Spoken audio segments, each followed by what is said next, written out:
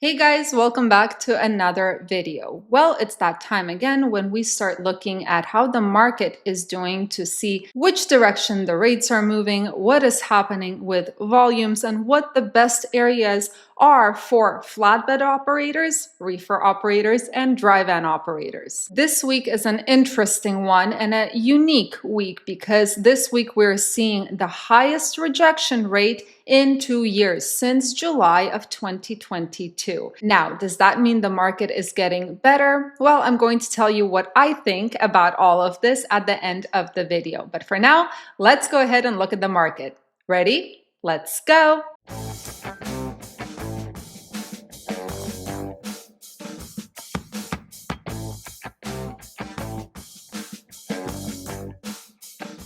All right, starting with the net change in carrier population, where we try to figure out whether more carriers came in than out or vice versa.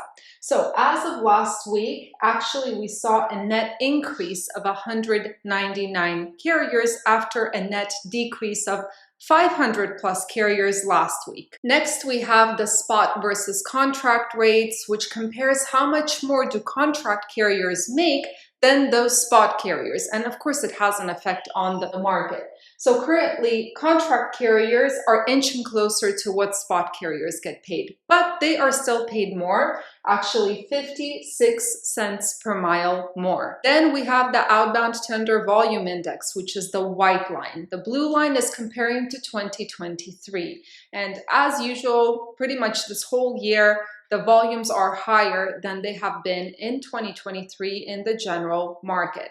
Now, the question is rejections. So again, white line is this year, blue line is last year. And of course, we have been trending higher in terms of those rejection levels this year, but as of a few weeks ago, rejections really skyrocketed. And as I said in the beginning of this video, they are the highest they have been since exactly July 24th of 2022. Currently, rejections are at 6.59%, which is above that 5% mark. Now, is this seasonal? Probably, but still, it's quite significant. Last but not least, we have our diesel prices. And these diesel prices, someone tried to catch me on giving the wrong information when it comes to the price of diesel. This is based on the truck stop actual price per gallon, what truck stops are reporting.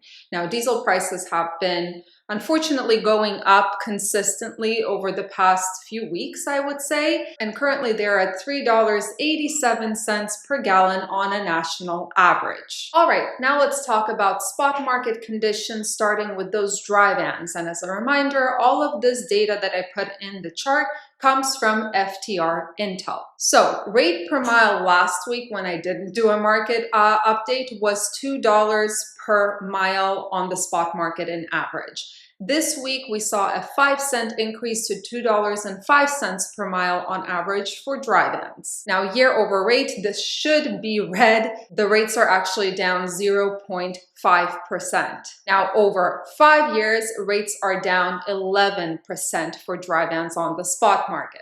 Now, in terms of volumes, we see that the volumes increased week over week by over 16%. And year over year, they also increased by 7%. Now, over 5 years, volumes on the spot market for dry vans decreased by 17%. Then we have our sonar map, which shows us dry van rejection levels, how much of the freight is being rejected by contract carriers, therefore pushing that freight to the spot market. My God, I nearly fainted here. And these are general dry van volumes. Now, I, of course, put these two together like I do every week to see which top 5 market areas have the highest volume, highest rejection, and which top 5 are the best when we put those two together. So, in terms of volume for dry vans, the top 5 are Ontario, California, Atlanta, Georgia, Dallas, Texas, Los Angeles, California, and Houston, Texas. Now, in terms of where contract carriers are rejecting more freight, these are Roanoke, Virginia, and in the brackets you will see the rejection rate. Then we have Green Bay, Wisconsin, Savannah, Georgia, Tifton, Georgia, and finally Cedar Rapids, Iowa.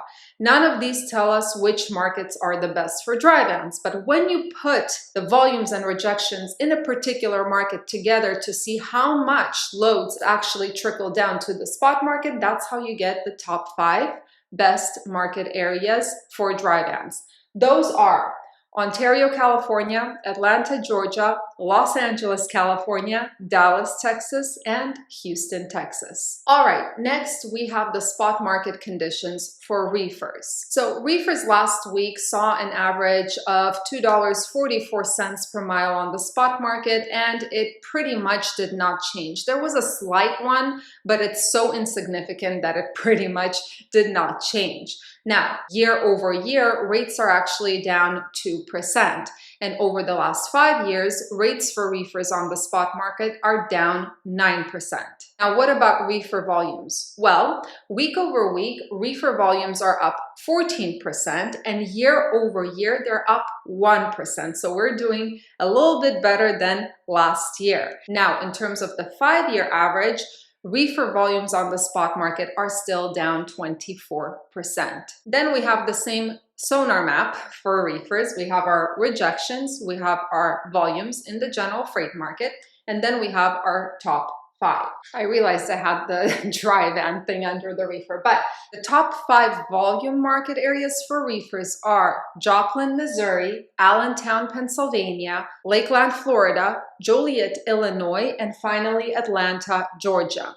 Now, the top 5 market areas for reefers in terms of rejection, these are St. Cloud, Minnesota, Quincy, Illinois, Little Rock, Arkansas, Cedar Rapids, Iowa, and Grand Junction, Colorado, even though it's a terrible market. So that's why volumes and rejections by themselves don't tell us much. But when we put the two together, the top 5 contract to spot markets, where more of that contract freight goes to the spot market, are Ontario, California, Fresno, California, Joplin, Missouri, Los Angeles, California, and finally Fort Worth, Texas. All right, last but not least, we have our flatbeds. And last week, the average rate per mile was around $2.40. This week, the average rate per mile on the spot market for flatbeds is $2.39. So a decrease of 1 cent per mile week over week. Now, year over year, flatbed rates are down 1%. So we're doing worse than last year. And over the last 5 years, flatbed rates are down 9%. Now, volumes are doing something different. Week over week, volumes are up 4.1%, and year over year, volumes are up 12% for flatbeds. But if we're looking at the average over 5 years, flatbed volumes on the spot market are down 35%. So now the question is, where are the best markets for flatbeds? And as a reminder, I make my own charts using truck stop data. So first we're looking at the load volumes. The lighter an area is, the less loads there are in that market. So we can see that, as always, most of the loads are either in the south or in the southeast, as well as some of the Midwest going to the East Coast. The plain states are dead. California has some semblance of life when it comes to loads. But what about truck capacity? So truck capacity is getting more evenly distributed, I would say. Of course, most trucks stay in the south as well as the eastern states, southeast, northeast. Not as many trucks in the plain states as well as the west coast, with the exception of California, of course. And I'm not sure why people are going to California, because California flatbed rates are horrific unless you are okay driving California to California, and even then, it is not always possible. But now the most important thing is that load to truck ratio. Where do flatbed owner-operators, carriers have more negotiating power? So anything red is overcapacity, less than 1 load per truck. Anything beige like Texas and the West Coast, as you can see, that's about 1 load per truck. Anything yellow, which is Louisiana and Rhode Island, is about 2 loads per truck, and green is over 3 loads per truck. Mississippi is over 9 loads per truck. So in general, just looking at all of the data for the United States, the flatbed market got worse. Very, very slightly, but it is worse. I mean, the load to truck ratio on a general level. So now to answer the question of whether the market is getting better. And the answer is absolutely, for now. The summer months are usually better months for most carriers because of the heightened demand that ends up trickling down to all equipment types, not just to reefers who are the equipment of choice for produce. It trickles down throughout the market. Now, many of you, as well as myself, are kind of holding our breaths here, hoping that the market doesn't start going back to what it was. And the reason we all think the market is much, much better right now is because we're comparing it relative to what we went through in the past 2 years. So in comparison, of course it is better. However,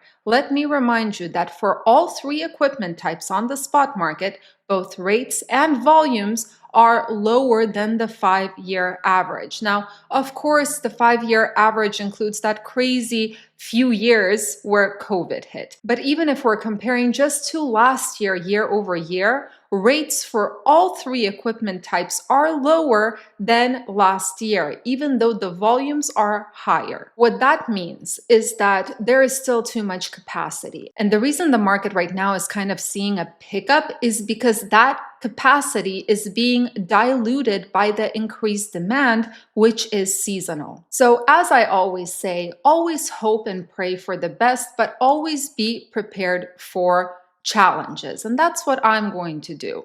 I am going to keep my fingers crossed that this market continues getting better despite seasonality, despite the time of year. But that doesn't mean I'm going to stop living lean. That doesn't mean that I'm going to stop paying down my debt the way I'm doing now, where I'm pretty much investing 100% into paying down that debt faster. And of course, I'm not planning any luxury vacations in the near future, at least 5 years. That's just my take on it. Enjoy it while it's here. Hope for the best, but always be prepared for a potential challenge so that you're not caught by surprise. Anyway, guys, thank you so much for watching and joining me today. I hope you have a fantastic 4th of July long weekend, and I will see you in the next video.